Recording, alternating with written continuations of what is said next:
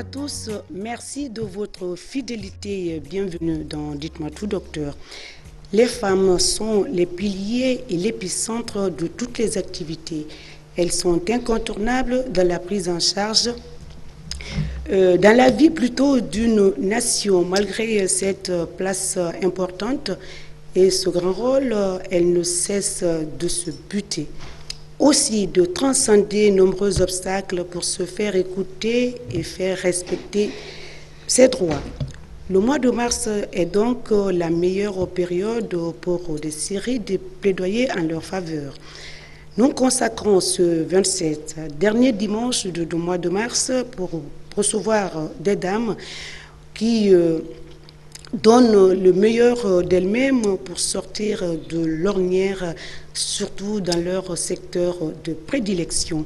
Docteur Kani, donc, est notre invitée, médecin généraliste, présidente de l'ONG Stop Tuberculose VIH, directrice générale de la Polyclinique Renaissance, est notre invitée, sans oublier docteur Omohawa Diallo, pneumologue, et Fatoumata Binta Kamano sont donc nos invités respectifs. C'est une manière de clôturer le mois de mars avec les dames médecins.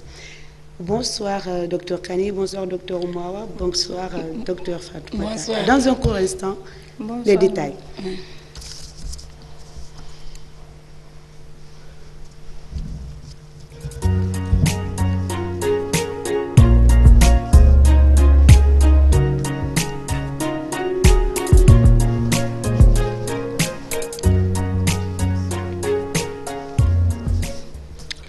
Retour à plateau, merci donc de nous rejoindre dans votre émission. Dites-moi tout, docteur. Le thème d'aujourd'hui va porter sur le genre et la tuberculose. Nous avons des spécialistes autour de la table pour nous parler de façon très claire c'est quoi et l'apport de la femme dans la prise en charge. Docteur Kani, une fois encore, bonsoir. La journée mondiale de lutte contre la tuberculose est traditionnellement célébrée le 24 de chaque mois de mars. Et l'occasion, c'est de mettre l'accent sur des personnes vivant avec cette maladie et d'appeler à une action urgente pour mettre fin aux souffrances des personnes vivant avec la maladie et garantir un accès équitable à la prévention et aux soins.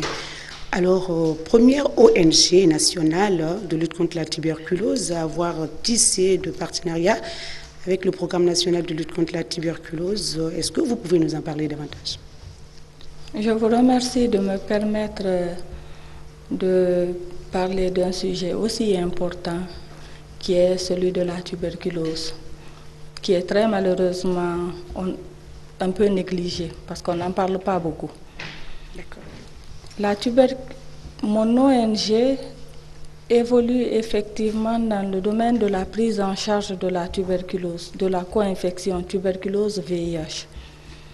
Au jour d'aujourd'hui, j'ai tissé un partenariat avec le programme national de lutte anti-tuberculose. Donc, je suis devenue le premier partenaire privé du programme dans la lutte contre la tuberculose. La polyclinique Renaissance permet la prise en charge des personnes co-infectées par la tuberculose et le VIH. Mais j'ai commencé par la prise en charge de la tuberculose. Je vous donnerai un peu plus de détails. Et depuis quand cette ONG est créée, à la suite de quoi ça a été créé? Cette ONG existe depuis 2019. D'accord. Il y a juste 3 ans, 4 ans? Oui, il y a 3 ans, mais c'est beaucoup pour la tuberculose. D'accord. Pourquoi c'est beaucoup? Parce que quand on sait l'impact de la tuberculose dans la société, et je me dis qu'une ONG qui évolue dans ce domaine a du pain sur la planche. Il y a beaucoup à faire dans ce domaine. Alors, docteur, vous avez dit l'ONG créée il y a 3 ans, mais vous êtes encore la directrice d'une polyclinique appelée Renaissance. Alors, pourquoi ces deux? Qu'est-ce que ça signifie concrètement? Ce que ça signifie, c'est que l'ONG évolue dans la sensibilisation, dans les plaidoyers, alors que la clinique, elle fait la prise en charge. C'est-à-dire c'est purement médical. Ok, elle est là depuis combien de temps, la clinique? 1 année. D'accord. Docteur, c'est vrai, on va parler de la journée. C'est une manière pour moi de célébrer le 24, dernier en rétro. Le monde a commémoré la journée mondiale de lutte contre la tuberculose sous le thème « Investissons pour finir avec la tuberculose », c'est ça, non? Oui, c'était le thème retenu. Et quelle est la participation, la contribution de votre structure le 24 dernier? Le 24 dernier, nous avons mené une activité de sensibilisation. J'ai animé une émission, j'ai été invitée sur le plateau de Zénith sur Coloma. Donc j'ai intervenu brièvement, mais j'ai parlé de la tuberculose parce qu'il faut rappeler que cette journée est à commémorer. D'accord. Donc, sur l'étendue du territoire, l'ONG, vous êtes, est-ce que, quand on parle de l'ONG, il y a beaucoup de monde qui constitue la structure. Donc oui. La sensibilisation, c'était avec le programme ou parallèlement, vous étiez avec vous, les autres partenaires pour la sensibilisation face en tant qu'ONG, je devais mener ma propre activité. Okay. Parce que le programme mène son activité et toutes les ONG internationales qui évoluent dans le domaine de la tuberculose aussi ont leurs propres activités. Okay. La dernière fois, il y a la coordinatrice qui était avec nous, on a brièvement parlé effectivement de la maladie. Elle touche pas mal d'organes. Hein? Bien sûr.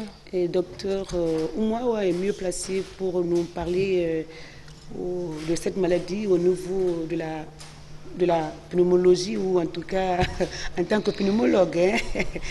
Parlez-nous un tout petit peu et puis on va revenir sur d'autres volets. Merci beaucoup. Merci de l'invitation et de cette opportunité qui m'est offerte pour parler de la tuberculose. C'est une maladie pour laquelle on est en train de se battre et on espère améliorer les chiffres dans un bref délai.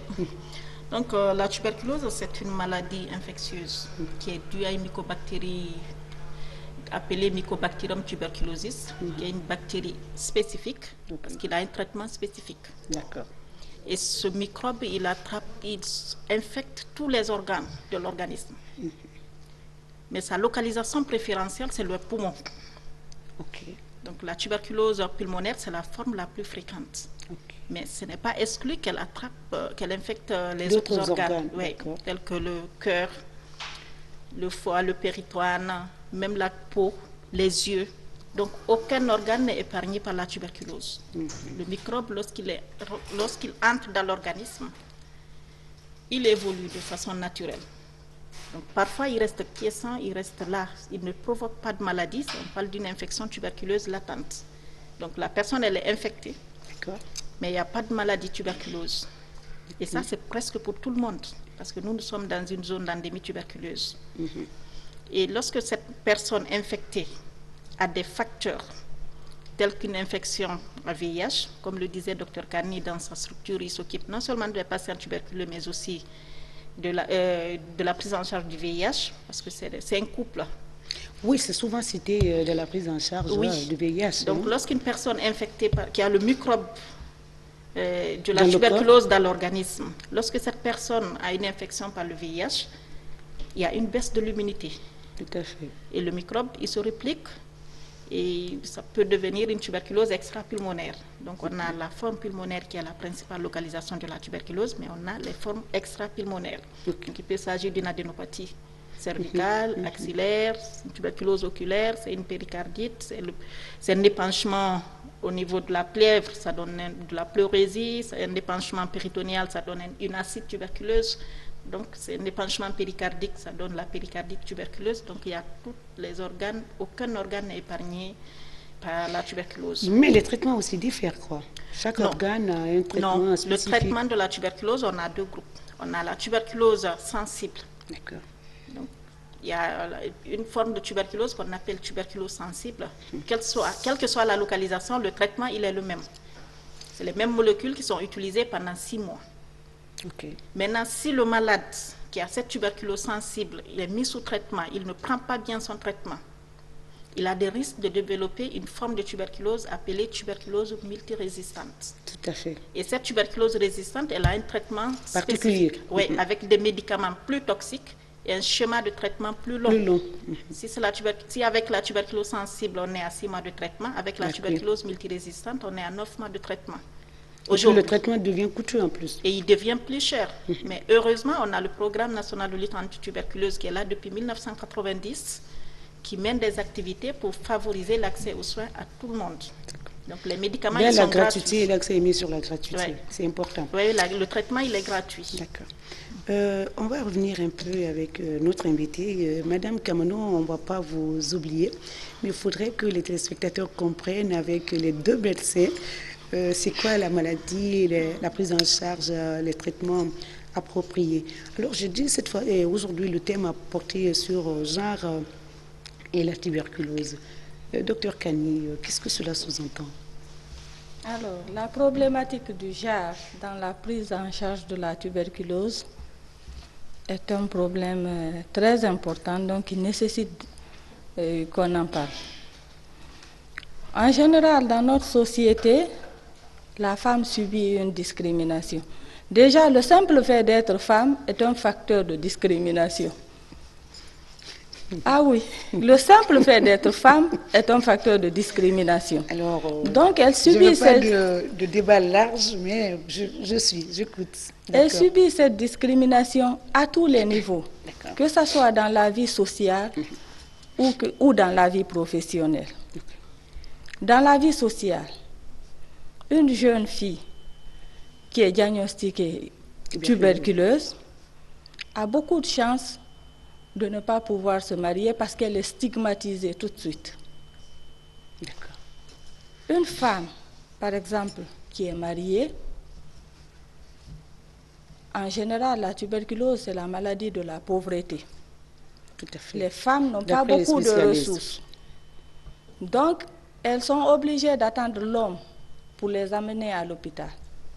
Qu'est-ce qu'ils font? Ils traînent. Les hommes? Les hommes en général. Ils ne sont pas pressés parce que c'est eux qui dépensent. Et comme les femmes n'ont pas les ressources, elles sont obligées d'attendre. Parfois, elles utilisent l'automédication. Des fois, c'est des décoctions. C'est quand tout ça échoue et que l'état général de la femme présumée tuberculeuse s'altère, quand elle s'altère, que l'homme décide de l'amener à l'hôpital. En général, elle arrive à l'hôpital très en retard. Donc, le retard causé par, je ne dirais pas le mari, mais du fait qu'elle ne soit pas venue à temps dans la structure, peut causer des complications. Donc, et ça a une autre conséquence parce que pendant ce temps, elle continue à contaminer son entourage. Son entourage. Ça, c'est avant le diagnostic. Quand elle est diagnostiquée, il y en a qui sont rejetées. Parce que ça entraîne souvent les divorces, oui. Elles sont rejetées quand elles sont diagnostiquées tuberculeuses. Ceux qui ne rejettent pas les femmes les laissent dans la main de leur famille pour leur dire, bon, va d'abord prendre ton traitement. En attendant, après tu reviens. C'est un peu méchant. Et celles qui sont oubliées, dont on ne parle pratiquement pas, c'est les plus marginalisées. Et c'est les plus exposées à la tuberculose. Ce sont les travailleuses du sexe. D'accord. Elles sont oubliées, personne n'en parle. Pourtant, elles sont les plus exposées à la tuberculose. Et elles sont les plus stigmatisées. Aussi, les pénitentiaires aussi. Oui, les pénitentiaires aussi. Prison. Donc, alors, docteur, lorsque vous parlez de stigmatisation, vous gérez une structure qui s'occupe spécialement de cette pathologie. Vous êtes aussi stigmatisé dans la société et puis on peut en parler. Depuis une année, la stigmatisation est à un niveau tellement élevé que depuis que la structure existe, c'est-à-dire depuis une année que La structure est là pour aider. La clinique? La clinique. Pas l'ONG? Non, pas l'ONG, la clinique, parce que c'est elle qui s'occupe de la prise en charge. D'accord. C'est elle qui diagnostique et traite les malades. Mais du fait que je travaille sur la tuberculose, en une année, je n'ai vu que 12 malades. Lorsqu'on parle de la gratuité, jusqu'à maintenant, là, une année, 12 malades? 12 malades, oui. Une clinique qui traite des oui, malades? Justement. Quand je me suis installée la première fois, c'était à Nongo. Je suis restée quelques mois le temps de signer le partenariat avec le programme. Quand le partenariat a été scellé, que j'ai mis Polyclinique Renaissance et que j'ai mis en bas Centre de dépistage et de traitement de la tuberculose, j'ai été simplement délogée. D'accord. J'ai fermé. J'ai attendu quelques mois pour me réinstaller cette fois-ci à Dixine, avec le consentement du concessionnaire, qui savait donc que je vais travailler sur la tuberculose. Là, qu'est-ce qui se passe? C'est le voisinage qui porte plainte contre moi à la mairie pour dire que je travaille sur la tuberculose. Parce qu'en gros, eux, ils pensent que j'envoie la tuberculose dans le quartier. Alors que je suis là pour aider, pour traiter. Avant de vous implanter, est-ce qu'il y a une sensibilisation lorsque vous avez été fermé à Nongo, vous êtes venu vous installer à Dixine? Est-ce que vous n'avez pas pensé à sensibiliser un peu l'entourage pour dire que ce que vous avez subi là-bas, pour ne pas que la même chose se répète à Dixine? Jusque-là, je ne savais pas que les niveaux de stigmatisation étaient aussi élevés. Il a fallu que je subisse tout ça pour comprendre à quel point la stigmatisation sociale est élevée. Mais ce qui est dommage, c'est qu'il n'y a aucune étude qui vient corroborer mes propos.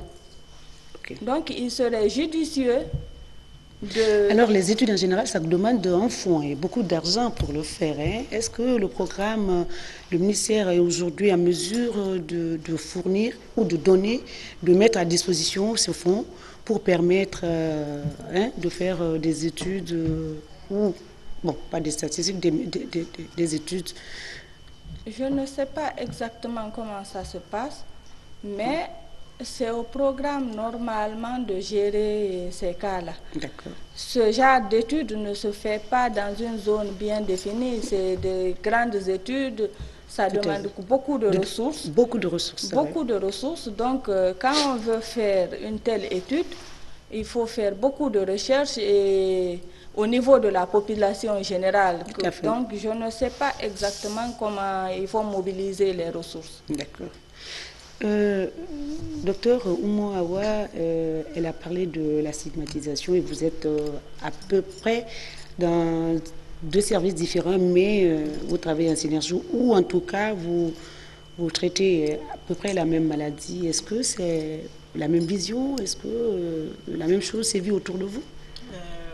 En général, il y a une stigmatisation autour de la tuberculose. Ça existe parce que, par exemple, dans le service de pneumo, on a des malades à qui on propose l'hospitalisation. C'est le garde malade qui dit « Ah, docteur, est-ce qu'on ne peut pas aller à la maison, revenir après ?» parce qu'ils ont peur de contracter la tuberculose. C'est vrai, la tuberculose, c'est une maladie qui se contamine entre les hommes, transmission interhumaine. Parce que la contamination se fait entre un homme malade et une personne non malade. Et ce qu'ils ne comprennent pas, ce ne sont pas tous les malades tuberculeux qui sont contagieux. Et il y a une chose aussi que j'essaie toujours d'expliquer pour dire que ces malades tuberculeux, ils ne sont pas malades à l'hôpital. Mais pas du tout. Hein. Ils sont arrivés malades. Donc, ils sont dans la communauté, dans les marchés, dans les mosquées, partout d'ailleurs. Partout.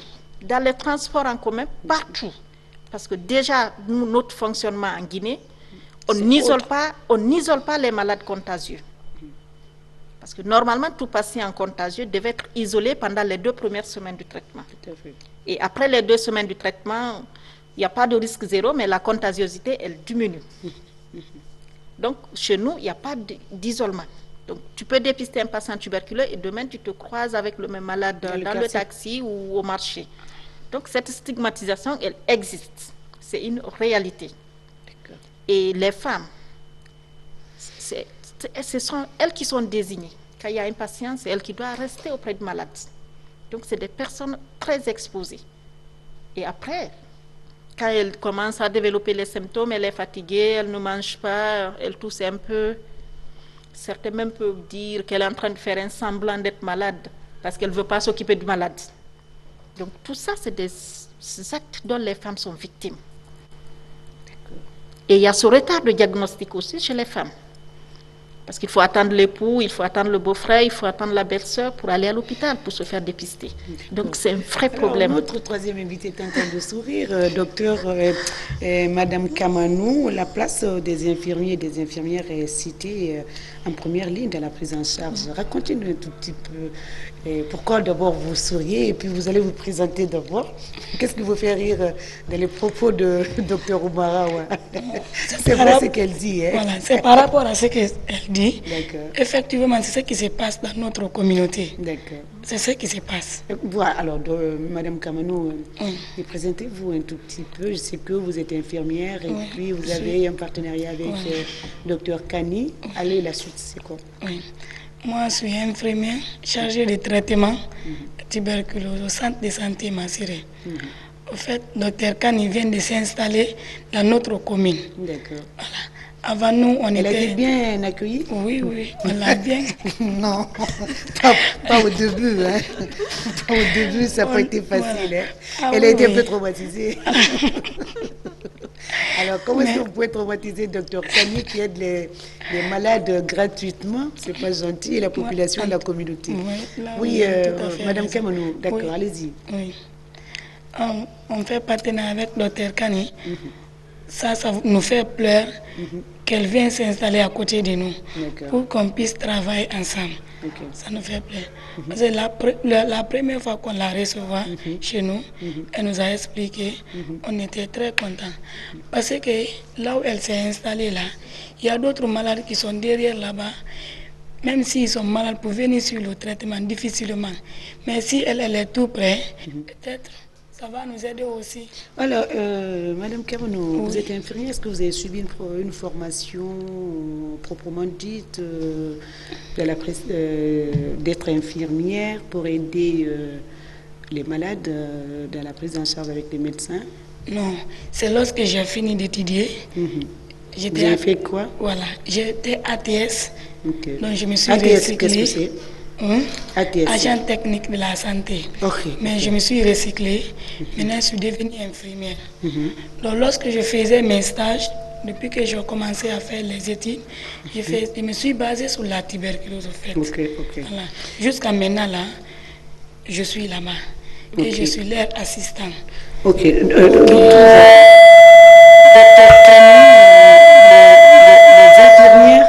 Les infirmières passent beaucoup plus de temps avec les malades, et contrairement aux médecins. Vous prescrivez et puis c'est les infirmières quand même qui sont aux côtés des malades. Lorsqu'elles ont une formation requise, elles peuvent permettre facilement le traitement, contribuer à réduire pas la maladie, mais quand même les malades peuvent rapidement retrouver la santé. Est-ce qu'aujourd'hui vous avez pensé à former des infirmiers, des infirmières spécialisées dans la prise en charge des personnes vivant avec la tuberculose? J'y pense. Les infirmières devraient être formées. Personnellement, je n'ai pas de ressources pour le faire. Comme vous travaillez avec le programme relève du ministère. Vous faites des propositions? Je fais le programme forme certains infirmiers. Il y a des séances de formation qui se font. Peut-être qu'elle n'a pas encore bénéficié de la formation. D'accord. Justement, à ce niveau, tout à l'heure, je parlais quand on parle de genre dans la tuberculose, il n'y a pas que la stigmatisation, il y a la discrimination aussi du personnel, surtout féminin. En général, les femmes qui sont dans les services sont réduites à donner des soins. ce n'est pas elles qui sont dans les instances de prise de décision. Elles ne sont pas à des postes de prise de décision. Généralement, quand elles sont là, même quand elles sont médecins et qu'il y a des compétences, on n'exploite pas ces compétences-là. Peut-être que Dr Oumoua peut en parler plus amplement. D'accord. Et on a parlé, vous avez donné votre point de vue, Dr Oumoua doit faire aussi une lecture. La stigmatisation, Madame Kamano, lorsque vous quittez l'hôpital, arrivez à la maison, on vous fuit. On vous dit, comme docteur Khan il a dit, qu'elle amène la maladie dans le quartier. En fait, est-ce que c'est la même chose lorsque vous quittez le service, vous rentrez à la maison? Oui, au fait, ce que les gens disent, Je pense, oui. Voilà. Ça, c'est leur idée. Ils pensent que c'est nous qui amenons la maladie dans le quartier. C'est pas le cas. Hein? C'est pas le cas. D'accord. Alors, docteur, comment pensez-vous qu'on va éradiquer la tuberculose? Vous allez faire une lecture et puis on va aller... c'est bientôt la deuxième partie, mais on a encore un peu de temps, on a 10 minutes. Le temps de nous expliquer, comment améliorer... l'efficience de la prise en charge. Vous qui avez déjà une clinique, elle est à l'hôpital national Yazine. Comment améliorer l'efficience de la prise en charge? Moi, en tant que partenaire privé, après ça, vous allez nous l'apport du secteur privé et de la prise en charge. Oui, il faut que j'en parle parce que, justement, si toutes les structures publiques sont là, que malgré tout, la tuberculose continue, peut-être qu'il devrait penser à élargir le partenariat avec le privé aussi. Parce qu'il y a beaucoup de structures publiques, mais ça ne suffit pas. C'est une population de 13 millions d'habitants. Donc et vous êtes la seule ONG nationale privée, hein? La seule ONG partenaire au programme. Oui, mais je pense qu'il y a d'autres qui viendront aussi. Je ne serai pas toujours la seule. Ce serait salutaire. On parle de la gratuité. Je crois que la porte doit être ouverte à tout le monde, hein? N'est-ce pas, docteur Oumoua? Ah oui, la porte devrait être ouverte, mais il faudrait beaucoup de financement parce qu'il y a beaucoup de boulot. Parce que moi, je suis là, je suis aussi en train de travailler sur une ONG sur la tuberculose. Ok. Que je vais appeler SOS tuberculose et maladies respiratoires. D'accord. Donc c'est en cours de finalisation. Mais oui, ça manque beaucoup. Non, pas trop. Il n'y a pas d'accompagnement. Non, pas trop, parce que j'avais d'autres priorités que j'ai privilégiées, mais après ça, je vais m'occuper de ça pour voir. Mais ici, pour parler d'une lutte de la tuberculose efficace, il faut 2 aspects qu'il faut vraiment couvrir. Lesquels? Et le premier aspect, il a été touché tout récemment par le programme qui a organisé une formation des médecins, des cliniques privées. Donc, il faut qu'il y ait une formation des médecins. Privées, à part Polyclinique Renaissance, il y en a d'autres? Non, en fait, ce ne sont pas des... Renaissance, c'est une polyclinique spécialisée dans la prise en charge de la tuberculose et du VIH. Mais il y a des cliniques... Il y a beaucoup de cliniques privées dans la ville de Conakry. Beaucoup. Où nos malades, ils arrivent en premier. Ils ont un diagnostic de paludisme. Quelques jours, ça ne va pas. On dit non, ce n'est plus le palu, il y a la fièvre typhoïde qui est associée. On continue à traiter la fièvre typhoïde jusqu'à ce que le malade continue à avancer dans sa maladie et il développe une tuberculose avancée. Et ce sont ces cas de malades qui nous arrivent, nous, en pneumo. Et pour ça, il faut qu'il y ait une formation du personnel médical. Que tous les médecins qui doivent voir un malade au premier contact d'un patient suspect de tuberculose, qui puissent demander les examens. La formation compte beaucoup. La formation compte beaucoup. Donc, il faut qu'ils sachent identifier les malades suspects de tuberculose. Les examens sont disponibles. Aujourd'hui, on peut faire le diagnostic de la tuberculose plus facilement que dans les années précédentes. Et même le diagnostic de la tuberculose multirésistante. Parce qu'il y a quelques années, il fallait attendre 2 mois, 4 mois. Et aujourd'hui, en 2 heures, on a le diagnostic de la tuberculose multirésistante. Et on a des éléments aussi qui nous permettent de diagnostiquer la tuberculose sensible. Donc, il faut qu'il y ait une formation du personnel médical à tous les niveaux. tous les médecins, tout médecin généraliste doit être capable de diagnostiquer une tuberculose, de suspecter une tuberculose, même s'il ne la diagnostique pas, qu'il la suspecte. Aujourd'hui, en Guinée, on a des malades qui sont paralysés parce qu'ils ont une tuberculose osseuse. Des malades qui vont jusqu'à être hospitalisés en traumato pour une tuberculose lombaire. Oui, qui on met des plâtres. On a entendu parler, oui. Donc la tuberculose, comme on a dit, oui. Touche toutes les parties du corps. Oui. Il faut une synergie d'action. Oui. Avec tous les services presque. C'est pourquoi je dis toujours que la tuberculose dépasse largement le cadre spécifique. Parce qu'elle atteint tous les organes. Donc, il faut que chaque médecin, où qu'il soit, puisse diagnostiquer la tuberculose. Ou au moins penser à la tuberculose. Voilà, suspecter la tuberculose. Suspecter. Pour pouvoir orienter. Et le deuxième volet, il faut qu'il y ait la sensibilisation au sein de la communauté. C'est les ONG qui sont censés faire ça, le programme. Il faut qu'il y ait une sensibilisation, il faut qu'il y ait une communication. Il faut que les malades même sachent, est-ce que je n'ai pas la tuberculose, qu'ils viennent vers les centres. Aujourd'hui, à Conakry, on a au moins 15 CDT, de centres de dépistage et de traitement, et des centres de traitement de la tuberculose. Il y en a au moins 15. Qu'ils puissent venir voir les médecins pour dire que je suis malade, au bon endroit. Oui. Et pour cela, il faut qu'il y ait une information. Donc, il y a un travail à faire en amont dans la communauté aussi. Ce que nous faisons là, ça fait partie, mais ça demande encore. Pas seulement à Conakry, il faut même faire des sensibilisations au niveau de l'intérieur. Docteur, vous avez une structure, une polyclinique, vous avez un partenariat avec le programme. Est-ce que vous avez d'autres structures que vous accompagnent, privées par exemple, qui vous accompagnent? Actuellement, je travaille avec la polyclinique de Dixine. Je suis aussi en partenariat avec eux. Mais ça tarde à venir parce que dès qu'on parle de tuberculose, il y a la réticence. Nous, en fait, docteur Kani, il ne faut pas avoir peur. Même s'il y a la réticence, il faut foncer. Moi, je vous le dis toujours, il faut foncer. Oui, parce que les gens, il faut leur dire de quoi il s'agit concrètement. Ils comprendront. La sensibilisation avec l'ONG aussi doit vous accompagner. À chaque fois que vous vous déplacez, ça doit être son rôle. Je suis d'accord, mais la sensibilisation demande des ressources. Beaucoup de ressources. Et le programme fait quoi dans ce sens? Le programme mène ses propres activités. Moi, dans ce sens, je suis un peu limitée en ce moment parce que je ne bénéficie pas d'un accompagnement. C'est grave ça. Je ne bénéficie d'aucun accompagnement. Comment j'ai fait jusqu'à maintenant, oui. Jusqu'à maintenant, tout ce que j'ai fait, c'est grâce au soutien de ma famille.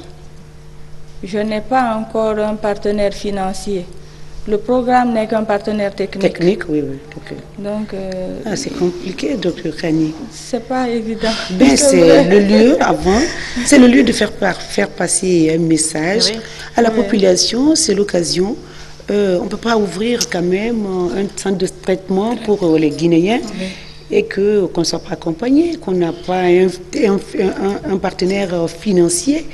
Et les intrants, alors, comment est-ce que vous... Là, c'est le programme qui me fournit un intrant de labo, un outil de gestion et un médicament antituberculeux. Mais ça ne suffit pas. Pas du tout. Il faut beaucoup de sensibilisation. Vous avez vu mon parcours, le parcours de la clinique. Depuis une année, pratiquement, je n'exerce pas. Justement parce qu'il y a beaucoup de stigmatisme. Alors, comment vous arrivez à payer le personnel? C'est la famille qui vous accompagne dans ce sens, c'est parce que j'ai un personnel bénévole. Ils savent que c'est une ONG, ils savent que le traitement est gratuit et ils acceptent de faire le bénévolat pour le moment. Même ça, il faut quand même parfois rémunérer pour les motiver. Il faut pouvoir motiver et actuellement, je suis justement en train de chercher un partenaire financier pour pouvoir faire face à mes obligations. Ces obligations. Oui, docteur, rapidement. Le numéro est affiché, je crois, il est 35. Au bas de l'écran, le 620 90 73. Vous pouvez poser des questions à nos invités respectifs. Rapidement, docteur. Oui, moi, je voulais juste dire que pour y arriver pour améliorer les tendances dans la lutte contre la tuberculose, il faut qu'il y ait des centres communautaires, des centres de traitement et de diagnostic qui sont équipés, qui ont une unité de radiologie avec les examens bactériologiques pour faire le diagnostic de la tuberculose de façon gratuite. Parce qu'aujourd'hui, on parle de traitement gratuit, mais pour traiter, il faut le diagnostic. Ah oui. Et c'est là où il y a le problème. C'est là où il y a le problème. Est-ce que vous avez ces appareils Et moi, ce n'est pas les appareils qui posent problème d'abord. C'est quoi? C'est parce que pour diagnostiquer, il faut une série d'examens qu'on ne fait pas gratuitement. Donc la gratuité... La gratuité, elle doit être là, parce que non, moi, c'est le cadre que je suis en train partielle. de travailler sur mon ONG, parce que moi, mon objectif avec l'ONG, c'est de construire un centre de diagnostic et de traitement. Mais ça va être un centre bien équipé d'une unité de radio, des laboratoires pour la bactério et un laboratoire pour la biologie, où on va faire la gratuité de l'admission à la fin, quoi, au traitement. Parce que si le traitement est gratuit, mais si ce n'est pas gratuit, c'est pas... Il faut diagnostiquer pour traiter. Non, il n'y a pas de gratuité là. Docteur Kani, comment est-ce que vous pensiez renverser cette tendance? Parce que vous parlez de panoplie d'analyses, et cela, ça demande de l'argent. Et de la prise en charge, on parle de gratuité tout simplement. Alors, comment... En fait, comme Dr Ouma vient de le dire, la gratuité, elle est partielle, elle n'est pas totale. Parce que c'est le traitement qui est gratuit. Les examens ne sont pas gratuits. Et s'il faut demander aux malades de payer, alors qu'on sait que la tuberculose est une maladie de la pauvreté. Souvent, on confond. Souvent, c'est les on personnes parle plus de gratuité là. Souvent, c'est des personnes qui sont dans une situation très précaire qui sont atteintes de tuberculose. Donc, il y en a, c'est la maladie des pauvres. Il y en a, même parce que le traitement est gratuit, après diagnostic et être mis au traitement, ils ont du mal à payer le transport pour aller chercher les médicaments. Donc, quand la précarité... Vous avez besoin d'accompagnement. Vous qui êtes sur place et vous qui voulez mettre en place une ONG, vous avez tous besoin d'accompagnement. Nous vous souhaitons bonne chance et bonne continuation. Le numéro, c'est vrai, hein, vous en avez besoin. Le numéro est là, on va commencer à prendre les appels. Bon, c'est parti. Rapidement, docteur Kani, un message à l'endroit de tout ce qui nous suit, mais pourquoi pas programme, ministère, aux autorités compétentes. Ce que je demanderais d'abord à la population, je commence par la population, parce qu'ils ne sont pas assez sensibilisés, je sais, mais qu'ils n'aient pas peur d'aller dans les structures. Quand une structure s'installe, c'est pour aider, c'est pour les soigner, ce n'est pas pour apporter la maladie. D'accord. Aux autorités, je demanderais de m'accompagner. Un accompagnement financier. Parce que malgré ma volonté, malgré toute la volonté, c'est pas possible. Avec un personnel qui est derrière moi, je ne peux pas continuer à travailler sans pouvoir faire face à certaines obligations. Non, c'est pas possible. Et je tiens à ce que la clinique ne ferme pas, parce que je ne veux pas perdre les acquis. C'est le premier partenaire privé. Il faut pouvoir pérenniser cette activité pour que d'autres cliniques, même pas spécialisées dans la tuberculose, puissent aussi emboîter le pas. On a pris un appel, il y a un journaliste qui pose la question pourquoi la tuberculose est appelée maladie opportuniste. On continue à prendre les appels, en même temps on va lire les messages. Pourquoi appelle-t-on tuberculose maladie opportuniste? Alors, docteur Ouma, il y a quelqu'un qui vous a envoyé un message, je ne sais pas. Attendez. Docteur Ouma, je veux être avec vous. C'est une invitation dans une émission peut-être. Peut-être. Bonjour mesdames, c'est Kadia Toussila. Comment diagnostiquer la tuberculose osseuse? Alors, les deux questions. On va prendre d'abord encore un appel et puis vous allez répondre aux questions. Allô, oui.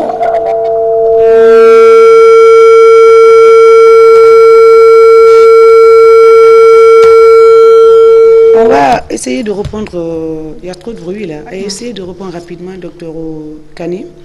Pourquoi appelle-t-on tuberculose maladie opportuniste? Elle est citée dans la prise en charge VIH. La tuberculose est appelée maladie opportuniste parce qu'une personne vivant avec le VIH qui a une tuberculose qui vient se greffer au VIH, oui. C'est dans ce cadre qu'on appelle tuberculose maladie opportuniste. Il peut y avoir d'autres maladies opportunistes aussi, Oui, mais elle est souvent citée. Elle est souvent citée parce qu'elle est la première cause de mortalité chez les personnes vivant avec le VIH. Ok.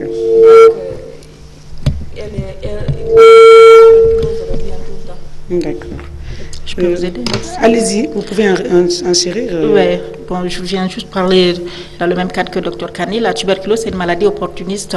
Au début, j'ai dit que c'est une maladie. Une personne peut être infectée par le microbe et il ne développe pas la maladie. Il faut un contexte favorable. Okay. Donc, si par exemple la personne qui est infectée par le Mycobacterium tuberculosis est infectée par le VIH, le microbe il commence à se repliquer et évoluer vers la tuberculose maladie. Donc, il faut un terrain favorable. Donc, c'est une infection opportuniste. Elle profite d'une situation donnée pour apparaître. Okay, donc, la tuberculose. Ça peut être un VIH, ça peut être un diabète, ça peut être une dénutrition, ça peut être un traitement par des corticoïdes. Donc, il faut un contexte favorable pour accélérer le développement de la tuberculose maladie. Oui, là. On va prendre. Il y a un message. Allô? Allô? Oui, bonsoir. Oui, bonsoir, madame. Votre nom, d'où vous nous appelez? Éloignez-vous de votre poste téléviseur, s'il vous plaît. On va lire.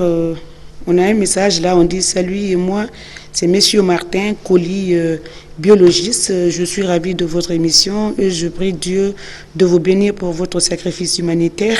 Et je souhaite travailler avec vous. Comment puis-je faire? Alors, vous allez rappeler après l'émission sur le numéro là, le 625 car le 628 80. Alors, le numéro est affiché, je ne me rappelle plus. On va continuer à prendre des appels. Le 620 58 90 73. Vous appellerez après l'émission. On va voir. Allô? Allô? Oui, bonsoir, monsieur. Bonsoir. Votre nom, d'où vous nous appelez? Allô? Allô? Allô? Oui, on ne vous entend pas, hein? Allô? Allô? On ne vous entend pas? Bon. Peut-être on va parler du diagnostic de la tuberculose osseuse. Oui, c'est une question. Hein? Comment diagnostiquer la tuberculose osseuse? Allez-y, docteur Kani, docteur Oumar, c'est pour vous. Donc, la tuberculose osseuse, la localisation préférentielle, c'est la colonne vertébrale. Donc, ça commence par une douleur lombaire. Et cette douleur, elle persiste et ne répond à aucun traitement. Et après, si la maladie continue à évoluer, le malade il rentre dans le contexte général de la maladie tuberculeuse. Donc, il est fatigué, il ne mange pas bien, et la conséquence, il perd en poids. Donc, il a ces trois signes qui s'associent à cette douleur lombaire qui n'est pas calmée par aucun médicament. Elle persiste, elle persiste, elle persiste. Donc, c'est un élément d'orientation clinique. Donc, tout patient qui a une douleur lombaire persistante, et parfois, cette maladie, elle peut évoluer jusqu'à la perte des membres inférieurs. Il y a une paraplégie des membres inférieurs. Et d'autres même, les selles vont s'arrêter, les urines vont s'arrêter. Donc, c'est des signes neurologiques de la maladie avancée. Et nous, à notre niveau à l'hôpital, on fait une radio lombaire où lombosacré, on essaie de voir les images radiologiques parce que le microbe de la tuberculose, il est là, il bouffe les os. Donc, nous, quand on fera la radio, on verra ces images. Et on a d'autres examens aussi qu'on peut faire. Mais le plus souvent, avec une simple radio et un contexte clinique suspect de évocateur de tuberculose, le diagnostic, il est là. Et on met le traitement antituberculeux au bout de 2 mois, la douleur, parce que c'est un traitement, dans le cas de la tuberculose osseuse, le traitement, la douleur, elle va persister. Donc le patient, il va commencer à améliorer sa fièvre. Donc il y a la fièvre qui va s'améliorer, les douleurs vont diminuer un peu. S'il est paralysé, il va commencer à récupérer petit à petit. Mais la récupération est lente lorsque les complications neurologiques se sont installées. Et parfois, on va jusqu'à l'intervention. On oriente les malades à neurochirurgie pour une intervention chirurgicale. Ça réussit parfois? Oui, ça réussit si la lésion elle est vraiment importante. D'accord. Mais en plus de ce que le Dr Oumawa vient de citer comme signe clinique et radiologique, on fait aussi l'IDR. D'accord. Tout ça, ça rentre dans le diagnostic de la tuberculose osseuse. D'accord.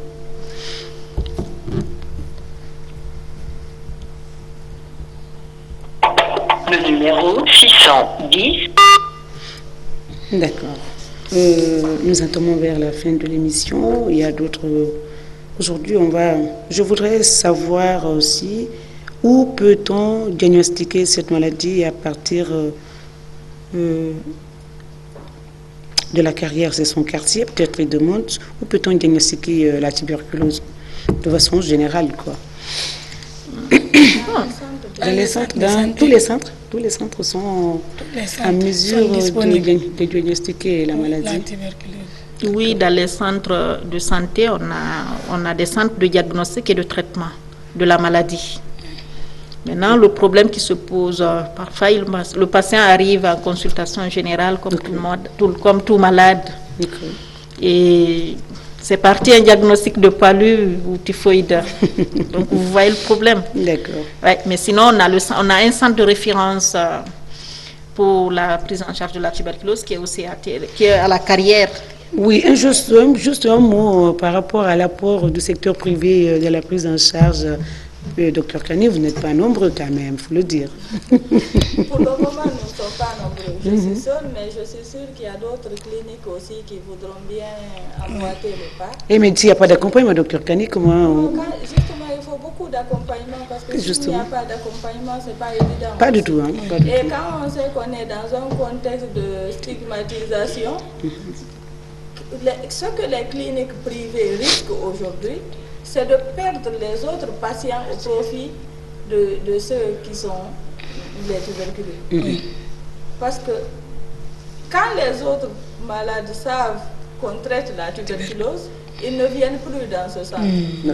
Donc ça freine un peu la lutte contre la tuberculose. Parce que l'objectif, c'est de pouvoir diagnostiquer rapidement et de donner un traitement efficace. D'accord. Mais si on ne parvient pas déjà à avoir les malades dans les structures sanitaires, c'est compliqué. Oui, le problème aussi, docteur Kani, docteur Oumawa, la sensibilisation tourne autour de cette période. Au mois de mars, une semaine avant la journée, une semaine après la journée. Après, il n'y a pas de communication. Est-ce comment pouvoir sensibiliser dans ce sens, dans ce cas de figure, la population pour mieux cerner la pathologie? Pour pouvoir sensibiliser, comme on l'a toujours dit, il faut des ressources. Il n'y a pas une période donnée pour faire la sensibilisation. Elle doit être continuelle. Tout à fait. À tout moment, on doit rappeler la tuberculose, qu'on sache qu'elle est là. Surtout qu'on sait que la tuberculose... Je peux vous inviter chaque mois, 2 mois pour sensibiliser. Non, bien sûr. Docteur, vous êtes d'accord? Ça me fera un grand plaisir. Tous les mois, c'est beaucoup. Non, chaque 2 mois, je dis. Chaque 2 mois, chaque 3 mois. Chaque 3 mois, docteur Kani ne peut passer tout le temps parce qu'on a besoin de ressources. Oui. Non seulement j'ai besoin de ressources, j'ai besoin d'avoir un résultat. Oui, j'ai besoin de résultats. Tout à fait. Parce que quand on sait que la tuberculose tue plus d'1 million de personnes par an dans le monde, c'est vrai, des efforts doivent être fournis pour pouvoir freiner cette maladie. Tout à fait. Et moi, ce sera ma contribution. Mais bien sûr. Et surtout, dans nos contextes, il y a la tuberculose de l'enfant aussi qui constitue un autre problème. D'accord.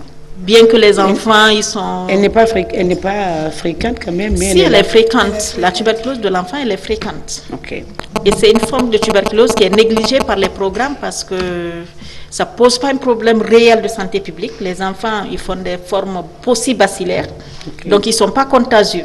Ok. Ils ne sont pas contagieux. Mais lorsqu'un enfant est contaminé, c'est qu'il y a eu un adulte contaminé. Tout à fait. Donc ça signifie qu'il y a encore le besoin de travailler sur cette question.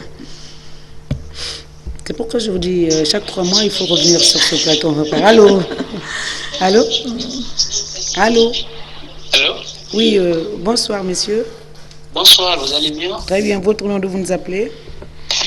Moi, c'est Ousmane Sow, je vous appelle depuis Lambagne. D'accord, nous vous écoutons, monsieur Sow. Moi, j'ai une question. Allez-y, nous vous écoutons. Ma question, c'est par rapport à la vaccination contre la tuberculose. Ok. Lorsqu'une personne est vaccinée contre la tuberculose, quels sont les marqueurs qui témoignent vraiment que la personne elle est protégée contre la maladie? Parce qu'il arrive des fois qu'une personne prend un vaccin et que le vaccin ne réussit pas et il est exposé, il minimise les mesures de prévention. Alors qu'il est exposé, le vaccin n'a pas du tout reçu. Maintenant, lorsqu'on prend le vaccin contre la tuberculose, quels sont les marqueurs qui apparaissent dans le sang ou bien qu'est-ce qui témoigne vraiment que la personne elle est protégée contre la tuberculose? D'accord. C'est une très bonne question. Merci beaucoup. Une très belle question. En fait, le vaccin contre la tuberculose ne se donne pas à tout âge. C'est seulement chez le nourrisson, au premier mois ou au deuxième mois. BCG, ça le BCG. Et ce vaccin protège contre les formes graves et immunise l'enfant jusqu'à l'âge de 15 ans, de 10 à 15 ans. À partir de 15 ans, le vaccin n'est plus efficace. Donc la personne peut être exposée à tout moment à la tuberculose. D'accord. Vous avez envie de rajouter? Oui, en fait, ce vaccin, il ne protège pas contre la tuberculose. S'il protégeait contre la tuberculose, aujourd'hui, on n'allait pas parler de tuberculose en Guinée. Même si on allait parler, on n'allait pas dire que la Guinée, c'est une zone d'endémie. D'accord. Parce que 99%... Mais on continue toujours de prendre ce vaccin? Oui, docteur Kani l'a dit, le vaccin, son intérêt, c'est parce qu'il protège les enfants de développer les formes graves de la tuberculose. Les tuberculoses méningées, c'est des formes très graves qui peuvent tuer facilement les enfants. Il y a des tuberculoses miliaires qui sont des formes graves. La tuberculose miliaire, c'est une dissémination hématogène du sang, du microbe dans le sang, dans tout le corps. Donc, quand un enfant est vacciné, ça l'évite de développer les formes graves de la tuberculose. Mais ça n'immunise pas. Ça n'empêche pas de développer la tuberculose. Très bien. Allô? Allô? Oui, bonjour. Oui, bonjour, monsieur. Votre nom? Je crois que ça va être la dernière question. Allez-y, nous vous écoutons. Ok.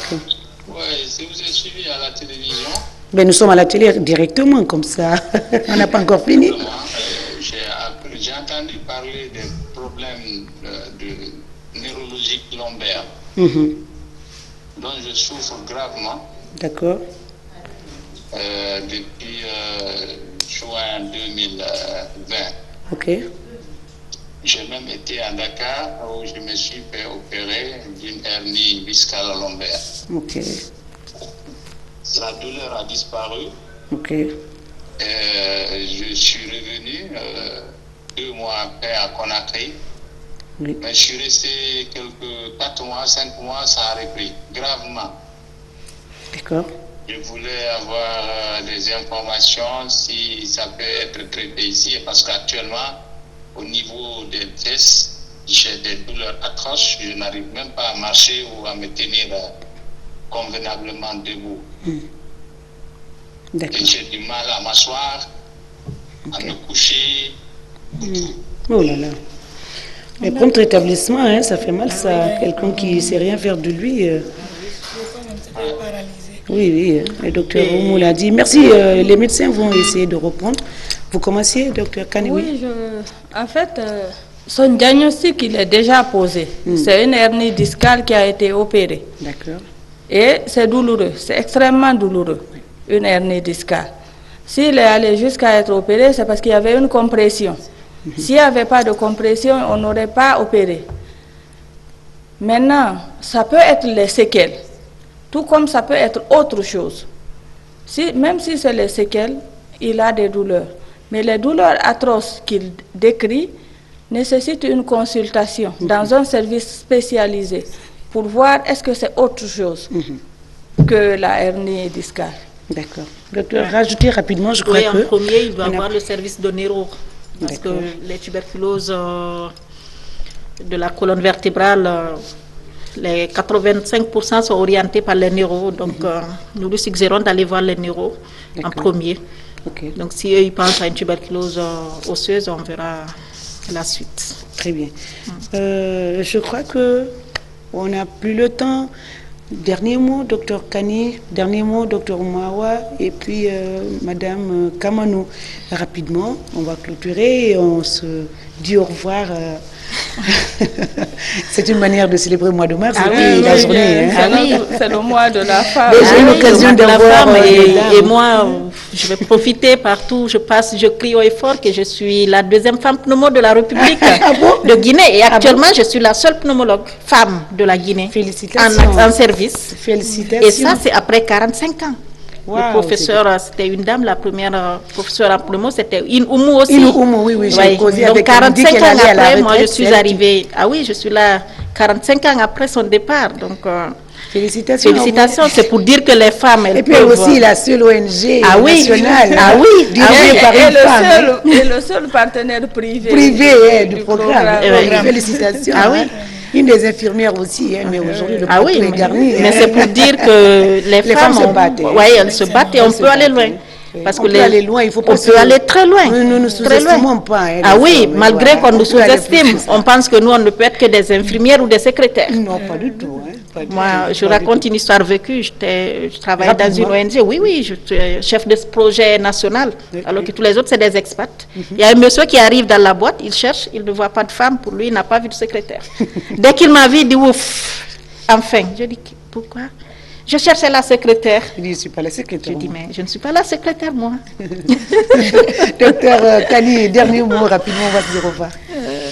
Je vous remercie d'avoir contribué à la lutte contre la tuberculose, parce que nous permettre de faire cette communication, c'est votre participation à la lutte contre la tuberculose. Tout à fait.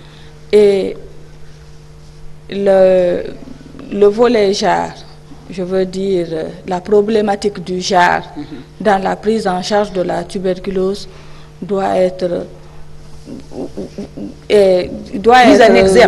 mise en exergue. Oui, il faut qu'on se penche sur cette question et qu'on essaye de faire des recherches dans ce domaine, parce que très malheureusement, il n'y a aucune étude qui a été faite jusqu'à maintenant dans le pays.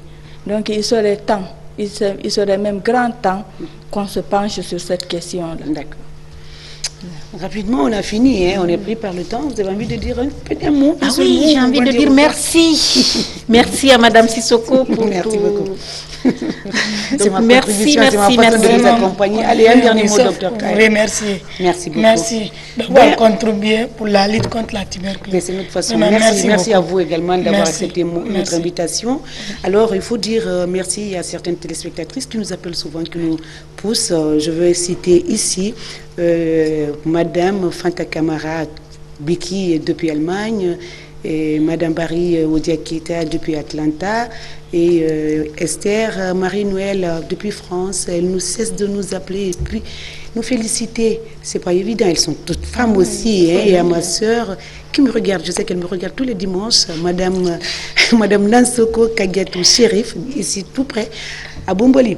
On se retrouve la semaine prochaine. Merci à l'équipe technique. Parmi l'équipe technique également, il y a une dame, elle est là. C'est elle qui fait de nous les... Voilà.